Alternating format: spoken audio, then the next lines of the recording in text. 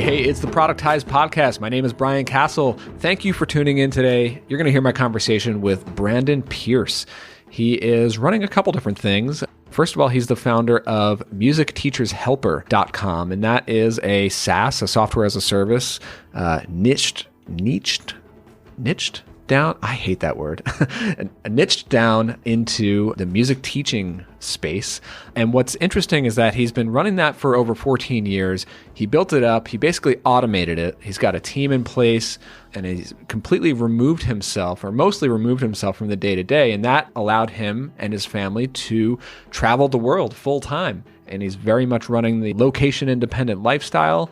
And him and his wife and his family have really dove into that whole world and built a whole community around that. And that's what they publish and write about and run conferences and events over on pierceonearth.com and a couple of other websites, which we'll talk all about. So yeah, it's just really interesting talking about that whole location independence thing. It's something that I'm, forever interested in and fascinated by. And I know that a lot of founders and online business owners like us, we do have that option at our, available to us. And I know that my wife and I have dabbled in it before. So, it's a really interesting topic to dive into to see how you might be able to run your business and grow with your family in that sort of way. So I dove into that with Brandon. And of course, we talked all about how he built up his SaaS and automated it. So yeah, we're going to cover all of that. Here you go. Here is my conversation with Brandon Pearce. Enjoy.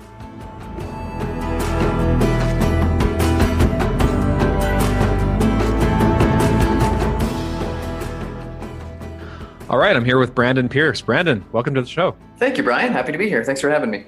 Yeah, thanks for doing it. And, one of the first questions I just asked you before we got on the air here was, where in the world are you based? Because I know you and your family are digital nomads, kind of running your business from everywhere. So yeah, why don't you tell us again, where are you based? Yeah, right now I'm in San Miguel de Allende, Mexico, which is a beautiful mountain town. It's a small city, about 3 or 4 hours north of Mexico City. Beautiful cobblestone streets and colorful houses and wonderful culture and community here. Awesome. Well, we're definitely going to dive much more into the traveling stuff, how you've been able to run your business, from the road. But it seems like you've actually built a business or you're just doing a lot of things related to location independence. So we're definitely going to spend a good chunk of this interview talking about that. But first, let's talk about your main business and kind of get some of the backstory there. So, before we start off, why don't you just tell us, how do you describe your business or the overall landscape of everything that you're focused on right now? Yeah, well, as you mentioned, my focus is pretty wide right now. I still have, my main SaaS business, which I created about 14 years ago. It's called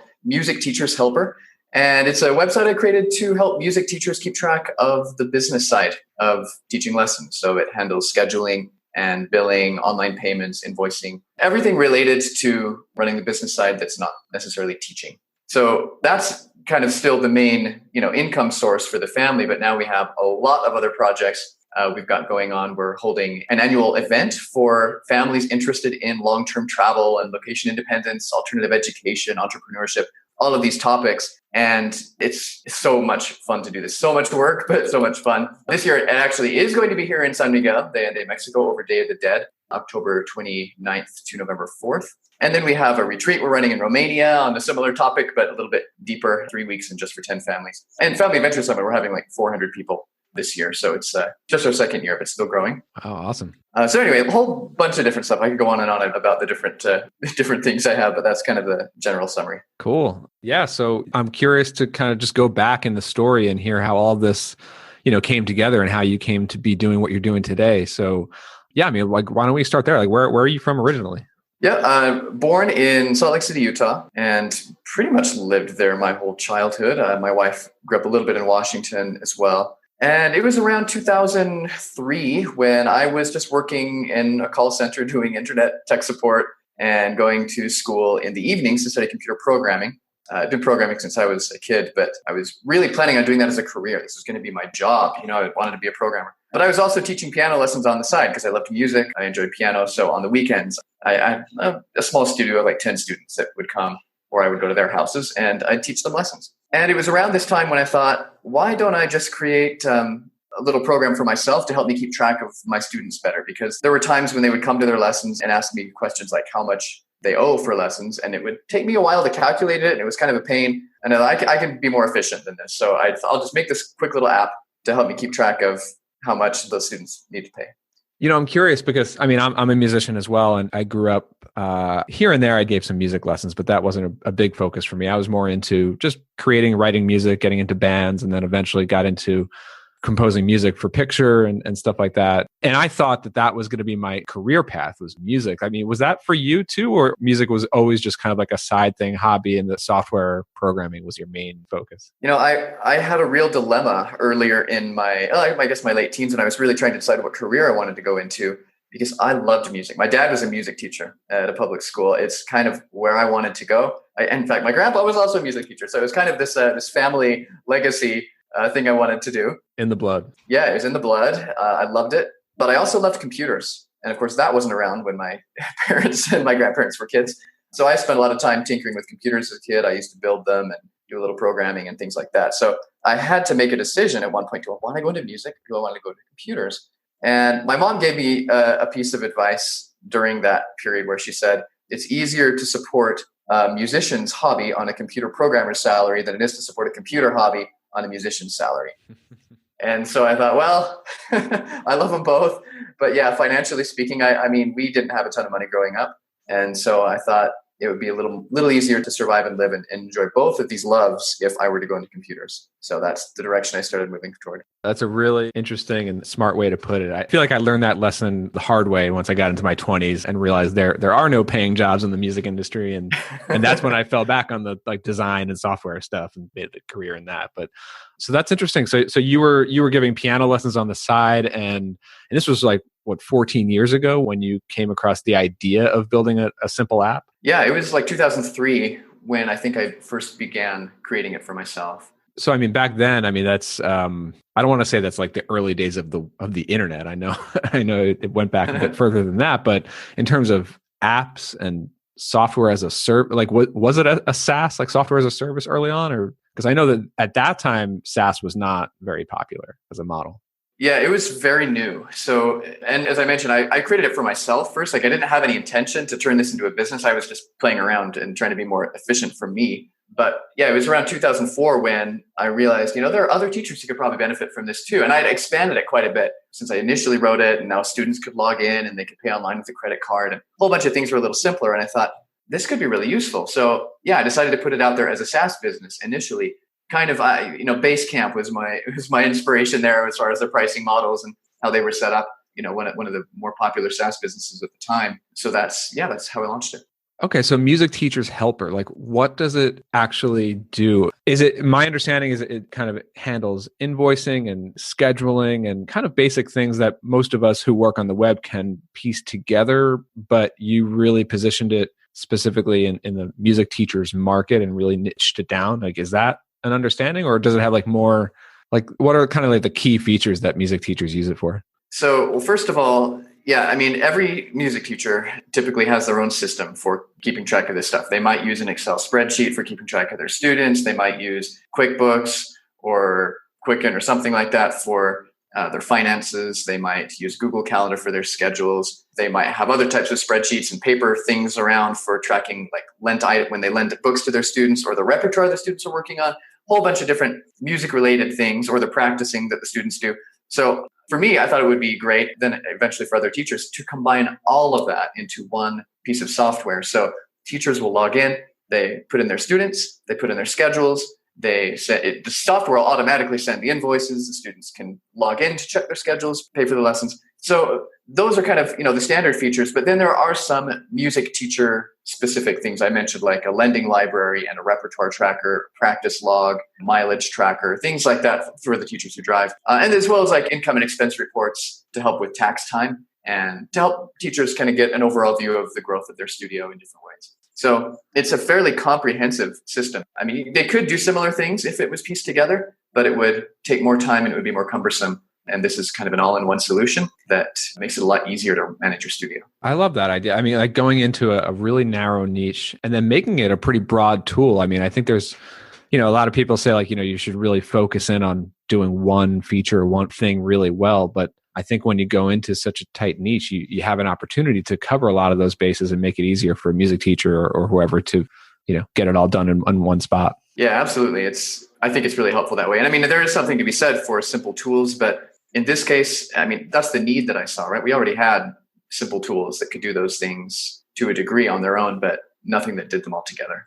Cool. So what is this other site, the Studio Helper? Was that like a spinoff from this or? It is, yeah. As we grew, a lot of the teachers who were using Music Teachers Helper started to grow their studios to the point where they wanted to hire other teachers to help them teach their students. So they essentially became music schools. And so we created another piece of software that was geared toward larger studios and schools with multiple teachers. And we also made it more general. So it works not just with music, but yoga, dance, art, martial arts, any kind of place where you have multiple teachers, multiple students learning on a basis. That's an interesting transition. Like, I guess you could have just built the ability for Music Teachers Helper to handle multiple teachers, right? But you spun this into Studio Helper, and it's also a different strategy. Like, it's a little bit more broad. It's not just music teachers, it's other types of studios. Like, how did that transition go? Like, from being able to get traction from it and marketing and building the new product? To be honest, like, everything grew very slowly because I had no idea what I was doing. I was a brand new entrepreneur. I had to do everything myself in the early days. I had no funding for this. It was just all bootstrapped. So everything was super slow. As we grew, though, to the point where I could start hiring out people, quit my job, etc. And we had some funds to build Studio Helper, so I didn't have to do that completely by myself. And as for the marketing and getting it out there, I mean, it's a different market, right? These aren't just independent music teachers. It's much more broad. Budgets are typically higher and expectations are typically higher as well. So we had to learn a little bit different way to position ourselves and to market it. Yeah. So how did you approach marketing and getting the initial customers for Music Teachers Helper and then kind of marketing and growth over the years? Yeah, initially, I think AdWords was around back then. I can't even remember if I used it at all, though, at that point. But I tried things like, I printed up flyers and hung them in music stores locally and, told the people I knew about it, just word of mouth, who I thought might be interested in it.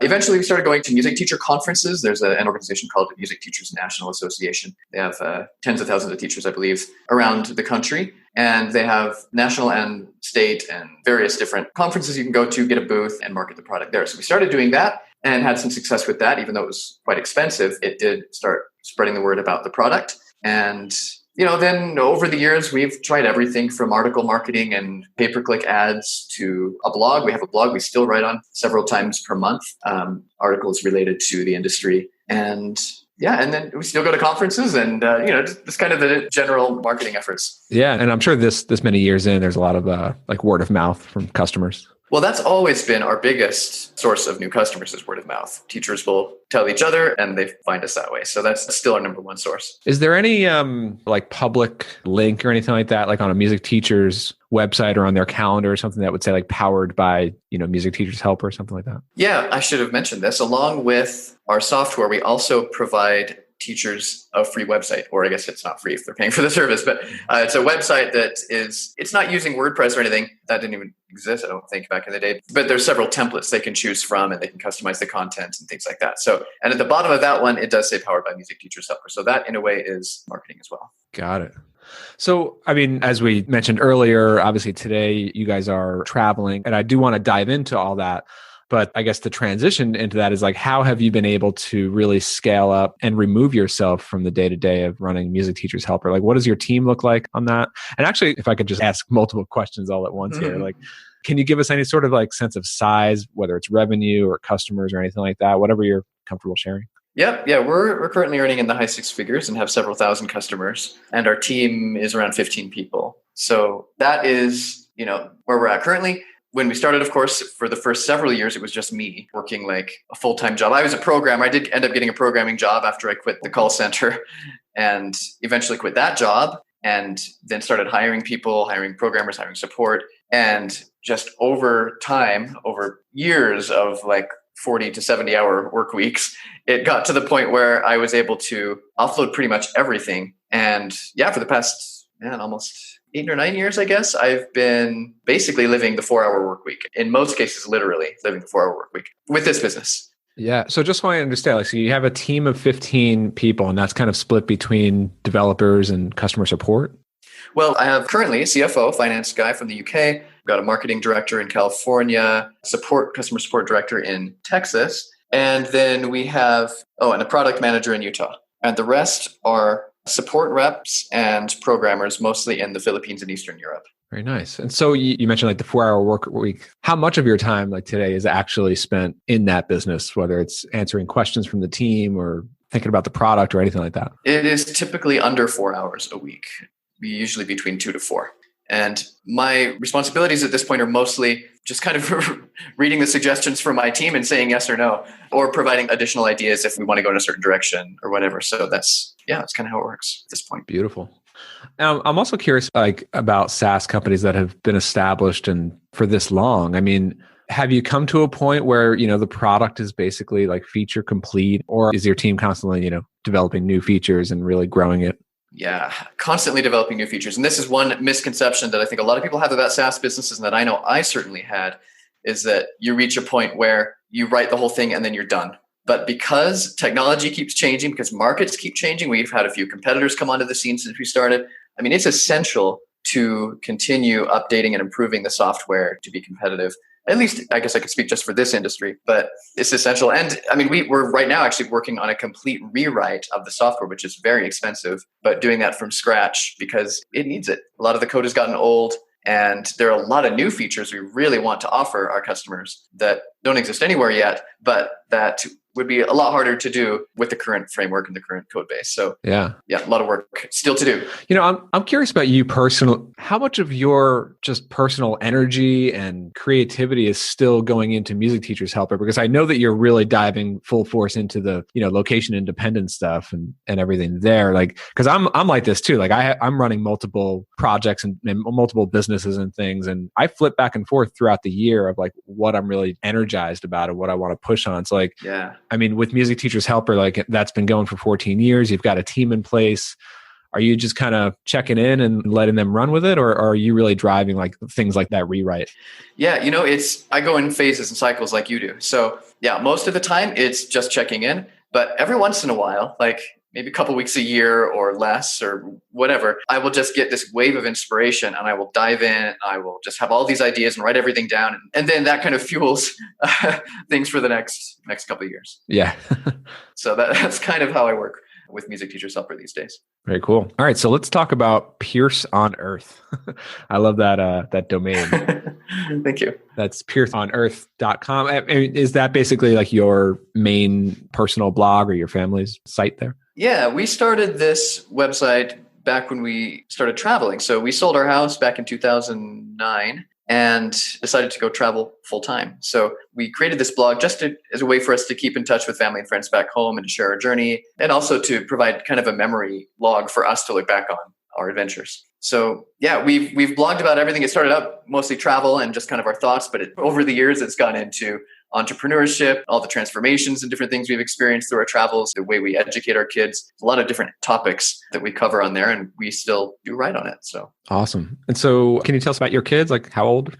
Yeah, my oldest is 14 and I have 3 daughters. So 14, 12, and 6 currently. When we started traveling, they were 5 and 3. And then we had our third daughter in Costa Rica when we were living there. Wow, that's great. So yeah, I mean, back in 2015, my wife and I took our 1-year-old and we were pregnant with our second daughter. And we did like a mini version of this. Like we traveled around for about 7 months, different Airbnbs across the US. And we still take trips all over, 2 or 3 times a year now, but we decided to have the home base here in Connecticut. We're close to family and everything. So I'm curious. So you had kids and you were raising them in Utah for those first couple of years before 2009? That's right. Yep. So what led up to that decision to start traveling? Yeah, there were quite a few things that led up to it. First of all, we had this business. And after I quit my job and started just working on it from home, I realized, well, why are we staying around Utah when we could do this from anywhere in the world?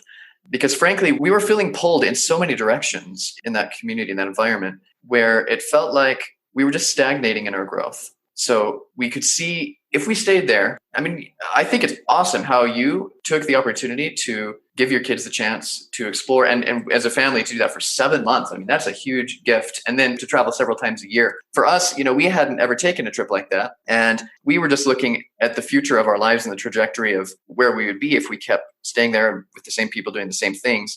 And it didn't excite us. It just felt like that would lead to more stagnation and, maybe greater financial wealth, but not any greater fulfillment in life. So we thought we need to change something up. And we started just by taking a 6-week trip to Panama. And that was kind of a test to see, how well we would do being together 24/7. And it ended up being so bonding as a family that we came back and were like, we have to keep doing this. This feels so good. And, another thing happened around this time where my wife's mother passed away from cancer. And it just kind of woke us up to the fact that life can be really short. And, we had these dreams. We'd always wanted to travel. We'd always wanted to see different places and experience things and expand our minds with the new ideas that are out there in the world. But realizing that, you never know when you're going to go. So why don't we take the opportunity now to experience this rather than waiting until some future date? So that's when we started making plans for doing this on a long-term basis.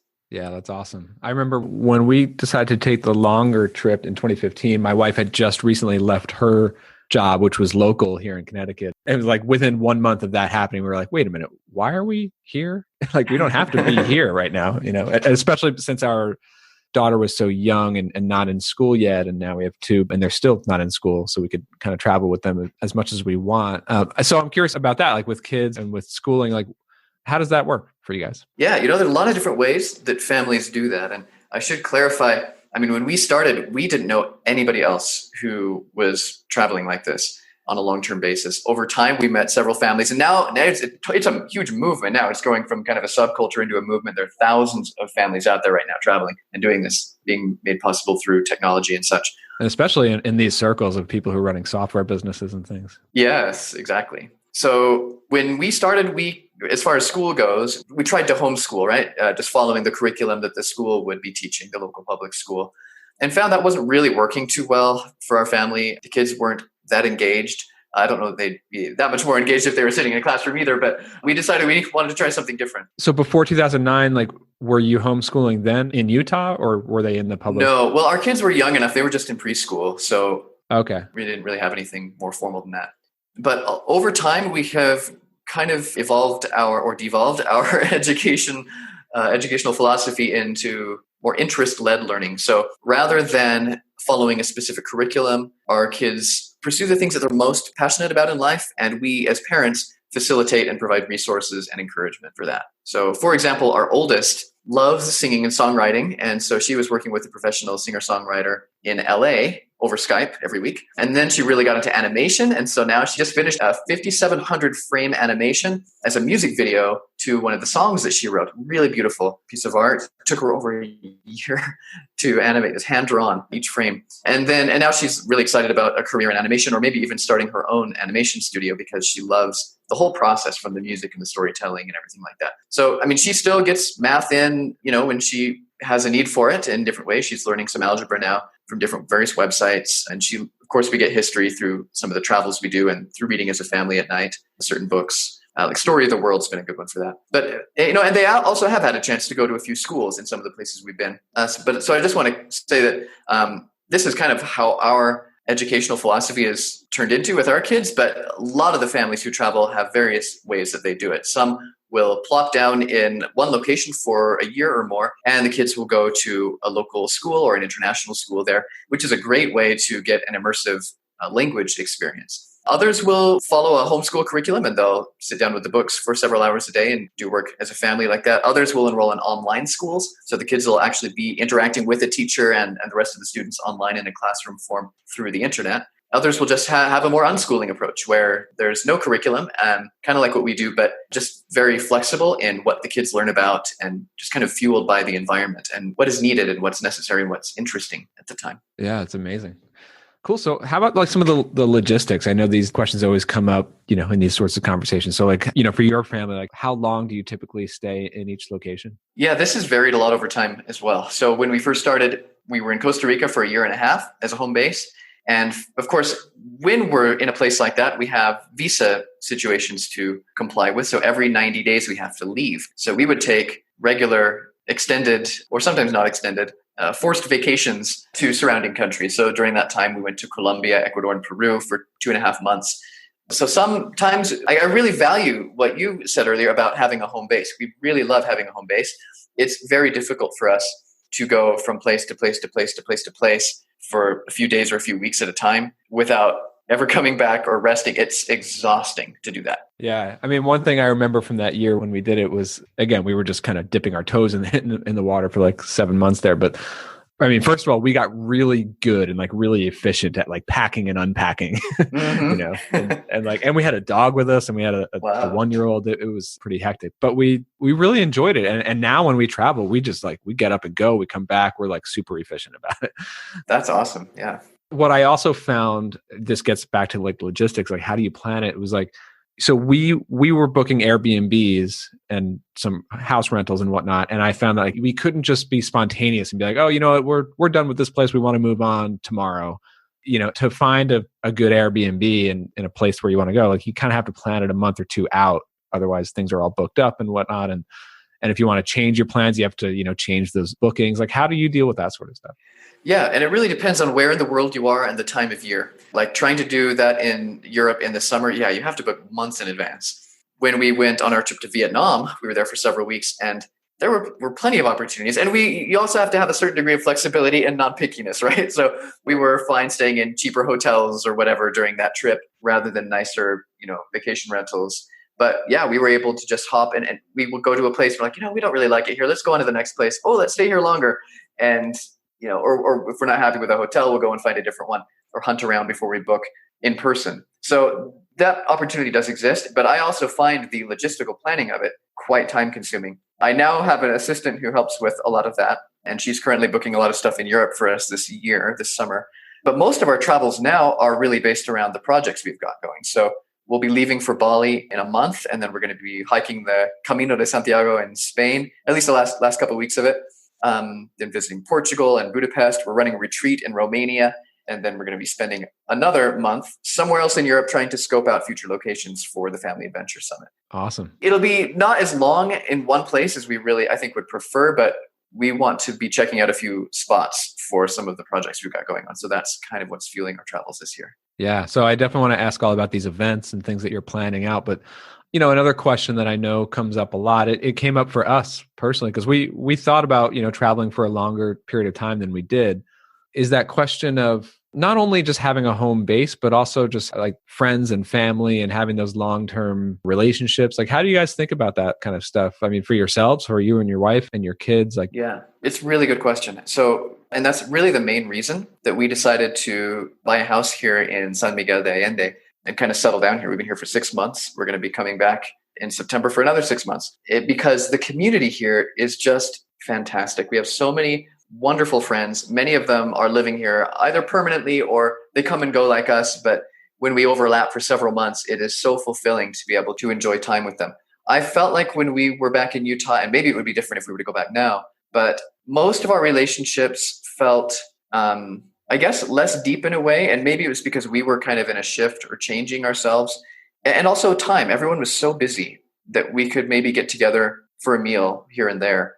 But now, as we're on the road, we meet with people who are like us. They're entrepreneurs or they're just more flexible with their schedule. And so we have a 5-hour dinner together one night. And then a couple of days later, we go out to explore this beautiful area nearby or whatever. Or we decide, like we did last year or a couple of years ago now, to just do like a 2-week road trip around southern New Zealand with 2 other families who we get along really well with. So our kids have that daily interaction with their friends. We have adult conversation, and we can really develop strong and deep relationships with people who really get us and do that very quickly. So I don't think that it takes years and years of living in the same location to develop deep and meaningful relationships. I will also say that I've really appreciated with family, it's, harder we don't see them as much, right? When we're on the road, we do go back to Utah occasionally and visit, but they have also come out to visit us in a few places and they'll stay a week or two. And we'll have that same experience, which is so much more connecting again. And we're having new experiences together rather than just hashing out, superficial conversation over dinner one night a month or whatever, like it was when we lived there. So it's been interesting. Now for our kids, it is a major challenge still because we do develop these great friendships. And then after a few months, we have to say goodbye, right? Yeah. Or goodbye for a little while. And that's really hard. We just had some really good friends who left San Miguel. We'll see them again in October, but there were major tears from our kids during that time. And it was really sad.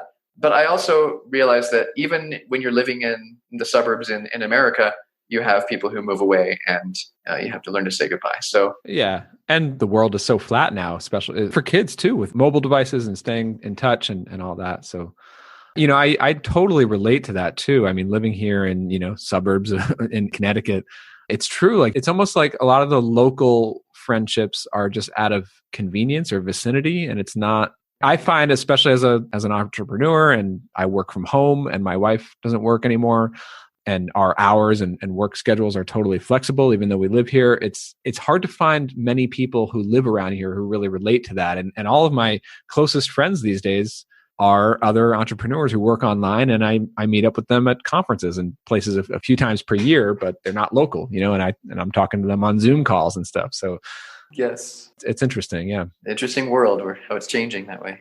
Yep. So yeah, tell me about these events that you're putting on, and like, when was like the first one that you've done? Yeah. So the first event was the Family Venture Summit. Last year we held it in Penticton, British Columbia, Canada. And the idea really came for this because my wife and I were speaking at a few events a couple of years ago, and we were telling a friend about it. And they said, "Are these family travel conferences?" And Jen and I look at each other, and we're like, "No, there are no family travel conferences like what we're imagining." And so we thought we got to create one. And so we worked for a whole year to put that on, and now we're doing our second year. They are so amazing because so fulfilling for me personally, I should say, because the people who come are, in my opinion, the cream of the crop. They are people who are on fire with living life with purpose and intention and adventure, and they're creative in their approach. They're not afraid. It's amazing to just be surrounded by such inspiring people. So that is a big highlight for me. And of course, the topics that we cover are things that are, really interesting to me. And I think, to people in this community, from which I mentioned before, whether it's entrepreneurship or long-term travel, how to do it affordably, or, different places to go, education, how to handle education on the road, just those types of questions you answered. We're actually having, in addition to the main event, which will have keynotes and roundtables and workshops and discussions and such, as well as an epic kids program with like 40 different activities and educational games and things for them to choose from. But we'll have, before and after the conference, some all-day deep dive academies, we're calling them, which are like 6 to 8 hours a day of really going deep into a topic like how to create an online business, or what are the different ways you can handle education on the road? How does it look? How can you map that out clear through college and really prepare your kids well educationally? Different things like that, or how to travel affordably. The family who's leading the one on how to travel affordably, they have been traveling for the past 6 years with their 2 children. They're now teenagers. And they're doing it on a budget of $25,000 a year to 40 countries they've been to so far. It's just amazing how affordably you can travel and still have an amazing experience when you know the tricks. Huh, that's incredible.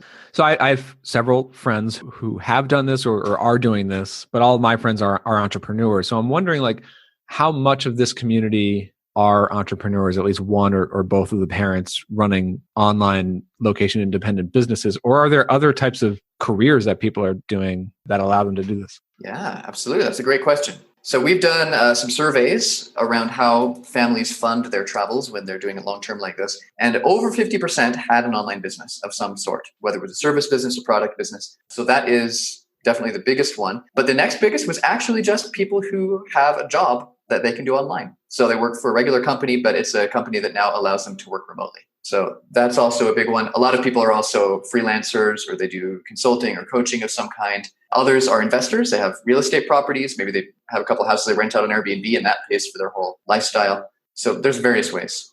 And what about like age groups? Again, like the families that I know are similar to like yours and mine, with like, young kids kind of growing up. Do you see mostly that group or older families or older couples? Yeah, we've got quite the range. So this year at Family Venture Summit, as I mentioned, we're expecting 400 people. That means roughly 200 kids. And a really good portion of them are teens. So I can't remember the number. I think already we have over 30 or 40 registered teens. And we have a teen leadership program as well that we're offering, and giving the teens a chance to volunteer at the event and help out in different ways if they want to. So good experiences there for them. But we also have kids, clear down from 0 to, every age. It's really every age. And the adults are anything from 20s to 50s and 60s. We're actually having some grandparents come as well this year for the intergenerational aspect. And it's quite a good mix, really. Cool. So, we're starting to wrap up here. I'm just curious about how are you spending most of your time day to day? I'm sure planning and running these conferences, that's basically a full-time job during those months. But, where are you putting most of your time day to day? Yeah. Well, it is. Right now, a lot of it is based around these events because Family Adventure Summit does take a lot of time, and we've got a great team, but we're always, I just love the innovation aspect of it. I love the service aspect of it and trying to find ways to make it more epic and interesting. So like this year, we're trying something new where in addition to bringing in some really cool performers and stuff like that, we're also having one day of the conference where we are giving families an opportunity to go out and explore the town and some of the different tour. So we're working with several different tour companies now, trying to offer discounts or free tours to go explore the hot springs or the botanic gardens or the artisan markets or different things like that, or go horseback riding or whatever. So that takes a lot of time, and I'm trying to find more people. And I think for the next year, I'll probably bring someone on to help with this aspect of it. But we're also, for example, we just decided to create a foundation as well. So we're donating 100% of the profits from this summit back to the community and to the families in the communities that we're doing the summit. So lots of logistics, lots of things to think about there, but it's fun and it's a passion project. So I'm spending a lot of time on that. The retreat itself that we're doing in Romania, that's the first year we're doing it. So I think that's even more time consuming in some ways because we're still developing the program. And it's a 3-week retreat. So we're going really in depth with just 10 families on these topics and really making it a transformational experience more than just logistics, but really about how to connect deeper as a family and create the kind of life you want as a family that enables everyone's needs to be met. So my life is kind of consumed by these things, but it's so much fun. There's also, of course, taking kids to their classes that they have here. They're in horseback riding and gymnastics and art classes and drama and things like that. And then I still spend a little bit of time working on some online courses and preparing for different things. And then a little bit on Music Teachers Helper. Got it. Yeah. So kind of splitting things up there. Like, are you actively, I assume you're actively growing an audience around this location and independence thing and to get like people to sign up for the events, right? Yeah, absolutely. And it's definitely growing. I feel really grateful to be a part of this movement because it has had such an effect on my family's life. And I know a lot of the families who have come. So yeah, we're definitely looking for more and more people. We have capped it this year at 400 because we don't want to compromise on the quality of the experience and the intimacy of it. But we'll see how it goes. Very nice. Well, thanks so much for doing this. I think you have a really interesting story and you're working on a lot of really exciting projects and things. So, we'll definitely be following along. So yeah, thanks, Brandon. And obviously we'll get everything linked up in the show notes. Your main blog there is pierceonearth.com. And there's musicteachershelper.com, studiohelper.com. Anywhere else people can connect with you? Yeah, and pierceonearth.com is spelled Pearce. We also, our retreat is athomeintheworldretreat.com. The Family Adventure Summit is, of course, familyadventuresummit.com. We're also working on a documentary, which I didn't mention. Oh, that's right. I just saw that link here. Yeah. Yeah, intothewindfilm.com. It's a documentary about the movement of families choosing to live more intentionally and adventurously through long-term travel. So very excited about. Well, I got to ask you about that now. So. Okay, sure. just real quick, tell me about that. Like, how is that coming together? When is it coming out? Yeah, so this has been so much fun. So we're following the story of 6 families through different stages of their journeys and the different experiences they're having, the challenges they're having, and really trying to bring out their stories as well as how this movement is growing and what technology and the world we live in has made possible for being able to choose the kind of life you want to live and to live it. So this film, we're currently in the production phase. So on our team is a former producer from National Geographic, as well as a production house in the UK. And then the family we're running the retreat with is also called the Capanese. We're working on them as well is on the team with the production. So we're hoping to have all the filming done by next November or so, by the end of next year. So it'll probably come out 2020 or end of this year. So it'll probably come out 2020 in the spring. Oh, sorry, 2019. Sorry, I got my dates mixed up. Yeah. Yeah, so definitely a long time. So do you have like different production crews following different families simultaneously? Is that how this works? No, we've got one production crew, but we have scheduled several different shoots with different families in the different places they'll be in the world. Got it. And then how do you plan to, how does one even launch a movie? Like, how do you plan to release this? Well, we're still figuring some of that out. We're not to that phase yet. But as I mentioned, the woman who is a former producer from National Geographic was also working with the Sundance Film Festival, and she has a lot of connections there. And we'll reach out to several networks. We'll probably try to see if we can get some kind of distribution through a bigger place. Otherwise, we'll just do grassroots and figure something out. But this is all self-funded as well, so we're not really at this point doing a crowdfunding or anything like that. But we'd love to just take the message as far as we can. Yeah. So there's a pretty cool trailer over at intothewindfilm.com. We'll get all of these things linked up in the show notes. So yeah, Brandon, awesome. This has been great. Thanks for doing it. Yeah. Thanks so much, Brian. It's been fun. All right.